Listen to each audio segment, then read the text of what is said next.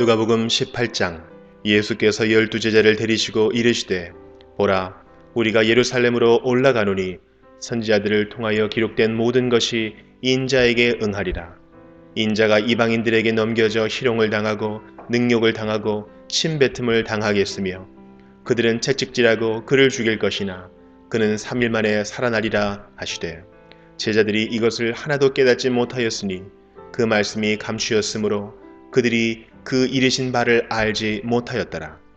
여리고에 가까이 가셨을 때에 한 맹인이 길가에 앉아 구걸하다가 무리가 지나감을 듣고 이 무슨 일이냐고 물은데 그들이 나사렛 예수께서 지나가신다 하니 맹인이 외쳐 이르되 다윗의 자손 예수여 나를 불쌍히 여기소서 하거늘 앞서가는 자들이 그를 꾸짖어 잠잠하라 하되 그가 더욱 크게 소리질러 다윗의 자손이여 나를 불쌍히 여기소서 하는지라. 예수께서 머물러 서서 명하여 데려오라 하셨더니 그 가까이 오매 물어 이르시되 내게 무엇을 하여 주기를 원하느냐. 이르되 주여 보기를 원하나이다. 예수께서 그에게 이르시되 보라 내 믿음이 너를 구원하였느니라 하시매 곧 보게 되어 하나님께 영광을 돌리며 예수를 따르니 백성이 다 이를 보고 하나님을 찬양하니라. 안녕하세요. 3월 18일 큰숲 매일 말씀 김예찬 전도사입니다. 오늘 말씀은 누가복음 18장 31절부터 43절 말씀입니다. 예수님께서 십자가를 지실 준비를 하는, 다시 말해서 우리가 지금 지키고 있는 사순절의 시간을 우리가 보내고 있습니다. 그래서 이 사순절의 상황에 맞게, 이 진도에 맞게 예수님께서 말씀하신 것을 우리가 함께 듣기를 원합니다. 오늘 말씀은 31절부터 43절까지인데 31절부터 33절까지는 예수님께서 말씀하십니다. 31절에 예수님께서 제자들을 데리시고 이르시되 보라 우리가 예루살렘으로 올라가노니 선지자들을 통하여 기록된 모든 것이 인자에게 응하리라 라고 합니다. 여러분, 선지자에게 말씀하신 예수님에 관한 예언이 무엇입니까? 바로 십자가를 지시는 것입니다.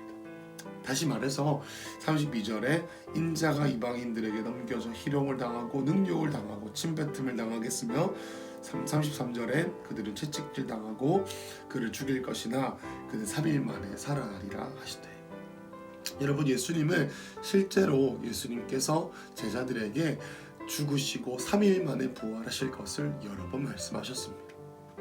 또 이전에 그랬던 것처럼 예수님께서 말씀하시는 것이죠. 내가 선지자들이 이룰 것을 내가 할 것인데 그것은 바로 내가 십자가에 죽는 것이고, 다시 말해서 채찍질 당하고 능욕 당하고, 그런데 내가 죽은 뒤에 살아날 것이다 라는 것입니다.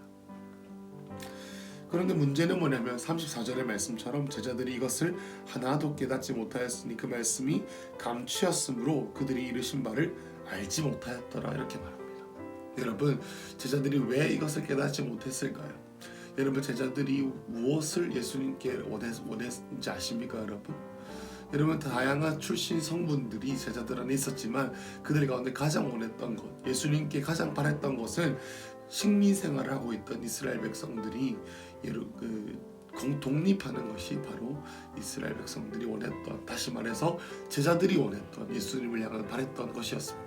그런데 예수님께서 뭐라고 말씀하셨습니까? 내가 죽을 것이다 라는 거. 근데 말씀에 이루기를 내가 죽었다가 다시 살아난 것처럼 그렇게 할 것인데 제자들은 깨닫지 못했습니다. 여러분, 이와 같이 우리의 삶에 주님께서 행하시고자 하는 것이 우리가 원하는 것과 다를 때가 있습니다. 여러분, 계시록을 보시면 수많은 재앙들과 수많은 흔들림들이 일어나는데 그 흔들림들이 바라보는 이정표가 무엇입니까? 예수님이 다시 오신다, 재림이 다시 온다라는 것입니다.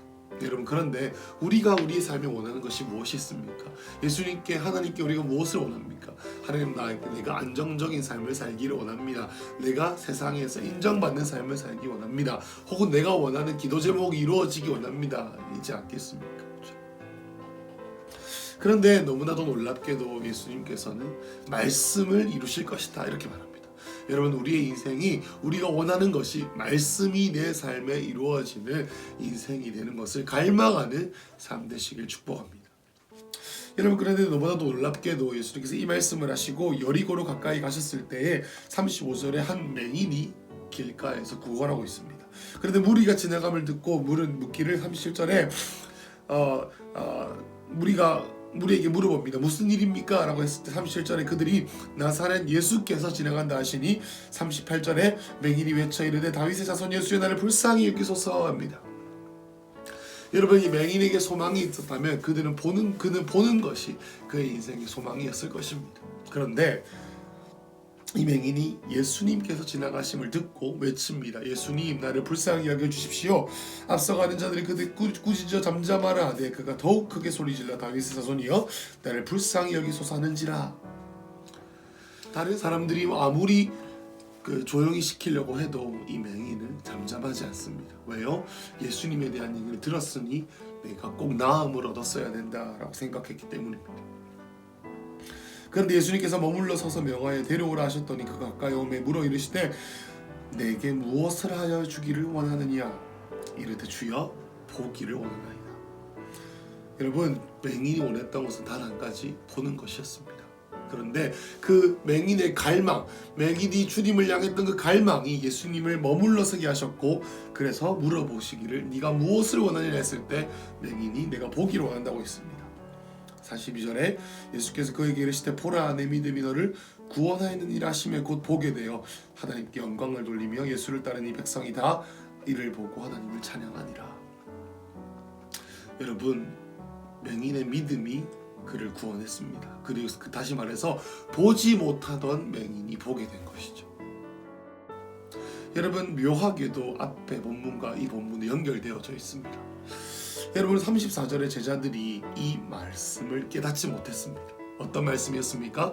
예수님께서 죽었다가 살아나실 것을, 말씀대로 죽고 말씀대로 다시 살아나실 것을 깨닫지 못했던 것이죠. 그런데 너무나도 놀랍게도 이 다음 말씀에 바로 이 맹인의 얘기가 나왔습니다. 여러분, 맹인이 무엇이었습니까? 누굽니까? 보지 못하는 사람이죠. 마치 이 제자들처럼 예수님의 말씀을 보지 못하고 예수님의 말씀을 깨닫지 못했던 것이 마치 맹인인 것처럼 그 다음에 본문에 묘하게 비교되었던 것을 우리가 알 수 있죠.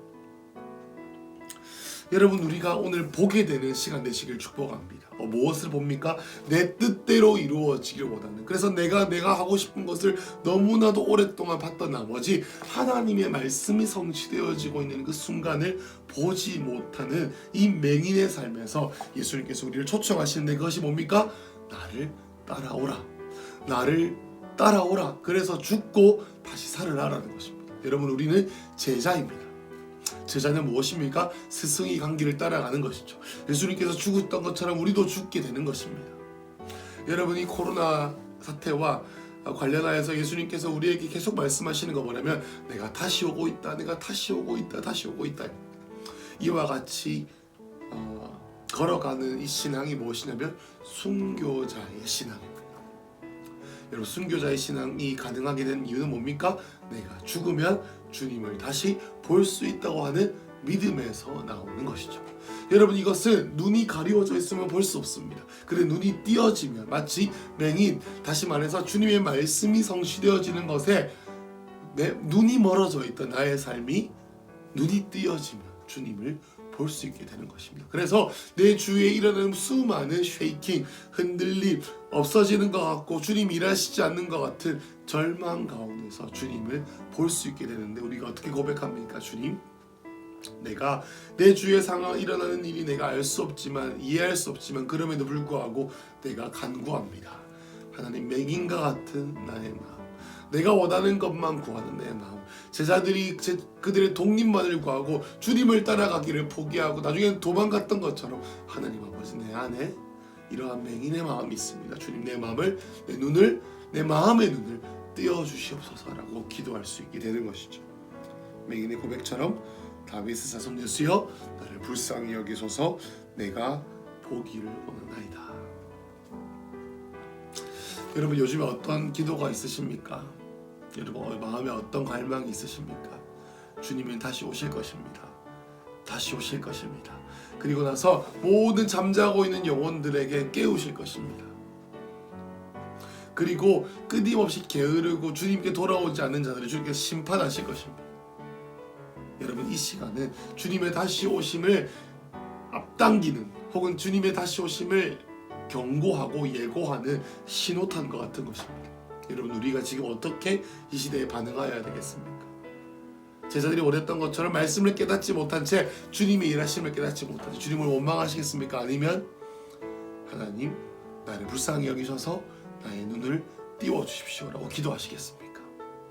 오늘 이 시간 우리 함께 오늘 하루를 주님께 올려드릴 때 하나님 아버지 나의 눈을 띄워주셔서 오늘 주님만 따라가고 주님을 따르기로 결정함으로 순교자의 마음 죽기까지 복종하는 이 주님의 마음을 갖기 위해 나의 영적인 눈을 띄워주십시오라고 기도하는 하루 되시길 축복합니다. 기도하겠습니다.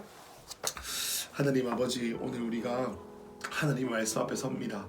하나님 우리의 마음의 눈이 마치 제자들의 눈처럼 감겨져 있는 맹인이 되어지지 않기를 소망합니다. 예수님께서 몇 번 이거 말씀하시기를 내가 죽고 다시 살아나리라 혹은 우리의 지금의 마음에게 네가 나를 따라라 그러면 내가 영광을 주리라 라고 하시는데 주님 우리의 마음이 그것을 깨닫는 자들이 되기를 소망합니다. 하나님 오늘 이 시간 우리의 삶에 개입하여 주십시오. 오늘 우리의 삶에 간섭하여 주십시오. 오늘 우리의 마음을 두드려 주십시오. 오늘 우리의 마음에 은혜를 베풀어 주십시오. 스승의 소리가 들리게 하여 주십시오. 간섭하시는 주님의 은혜가 있기를 선포합니다.